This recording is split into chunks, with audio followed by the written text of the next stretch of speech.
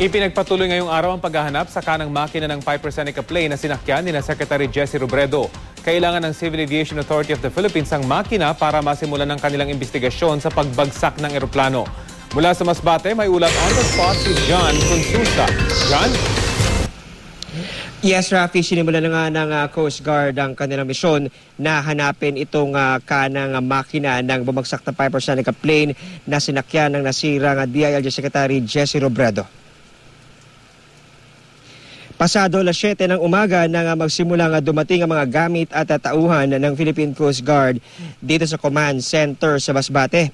Matapos maisaayos ang kanilang mga diving equipment at magdasal para sa kaligtasan ng lahat ng mga kabahagi ng isasagawang misyon ay agad nang tinungo ng mga tauhan ng Coast Guard contingent na nahati sa dalawang teams, Rafi, ang target area kung saan ay makikita ang wreckage na bumagsak na eroplano.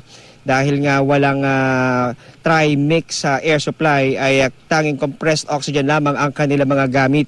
Makaraan umikot ng ilang minuto ay agad na sumisid ang mga divers para masuyod ang bahaging yun ng seabed ng Ticao Channel. Matapos Rafi ang 15 minuto ay muling umahon ng mga divers at nag-report na walang nakitang makina sa kanilang unang attempt.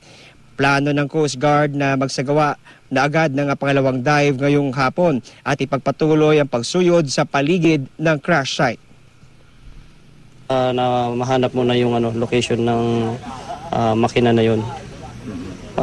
Siguro pag na-pinpoint na, nakita na, so lalagyan natin ng mga palatandaan. Then saka natin kukunin, iakyat sa dagat. Then gagamitan natin ng boom, gagamit tayo ng barko ng Coast Guard kung saan dito ngayon nakadeploy. Okay. Kanina, Rafi, ay formal na mga nagpaalam ang pinuno ng Task Force Kalihim, si Major General Edel Rosario at sa kanyang mga divers at mga sundalo mula sa Philippine Navy at Army at maging sa PNP. Pasalamat siya sa kanilang malaking kontribusyon sa tagumpay ng kanilang misyon. Pagbalik sa Maynila ay magsusumite raw, Rafi, si General Del Rosario ng report kung saan nakapaloob ang ilan sa kanyang mga rekomendasyon matapos pangunahan ang paghahanap sa eroplano at pag-recover sa labi ng nasuwing kalihim at dalawa niyang piloto. Preparedness is indispensable in terms of equipment and trained personnel in a situation like this. So we will be recommending that for the national government to have the necessary equipment like the sonar capability, the remote operated vehicle, and to train more Navy personnel to be able to undertake technical dive at makagawa tayo ng operations on a continuing basis. Kani-kani lamang, Rafi, ay bumuhos ang malakas na ulan dito sa bahagi ng Ticao Channel. Pero ayon sa Coast Guard ay matutuloy pa rin itong kanilang papunta sa laot uli para muling suyurin ang bahagi ng Ticao Channel na pininiwalaang naroon ang kanang makina ng sawimpalad na eroplano. Rafi.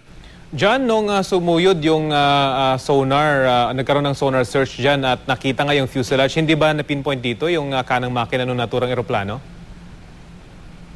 Alam mo, Rafi, doon sa mga reports coming from yung mga personnel na humahawak ng sonar, marami kasi mga debris yung napipick up. At yung pinakamalaking debris na yon, yung of course yung wreckage nitong Piper Seneca plane.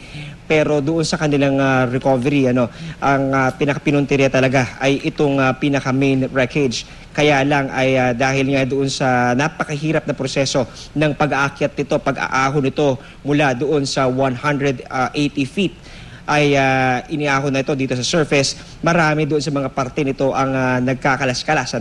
At ang pakay nila ngayon ay hanapin doon sa area na yun kung saan nila nakuha yung eroplano dahil posibleng hindi naman daw masyadong kalayuan yung kinalalagyan ng kanang makina na kailangan ng kaap para sa kanilang isasagawang investigasyon, Rafi.